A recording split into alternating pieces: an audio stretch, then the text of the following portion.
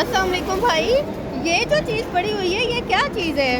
ये इसको लापिस लजूरी कहते हैं इंग्लिश में और लाजवर्क कहते हैं उर्दू में।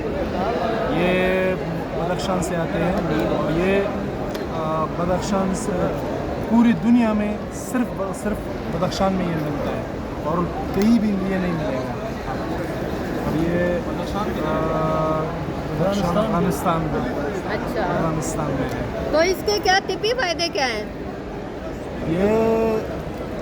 ये जो है ज्वेलरी बनता है, ब्रेसलेट्स बनता है, नेकलेस बनता है और सब जैसे ज्वेलरी चीज़ों में ये इस्तेमाल होता है। कितने का है ये? ये सस्ता भी है और महंगा भी है। सस्ता कितना सस्ता है? सस्ता ये होता है हमारे पास $1 से $10 से स्टार्ट होता है और हज़ारों डॉलर में ये बिक जाता है। ये मुख्तलिफ रंगों का है? ये मुख्तलिफ रंगों का सब पत्थर है। ये एमरल्ड है पंचशेर का। इस रंग में मिलता है पहाड़ों पे, माइंस में, या खुद कलर करते हैं? नहीं, ये ओरिजिनल इसका कलर है। ये एमरल्ड कहते हैं इसको, पंचशेर का एमरल्ड है।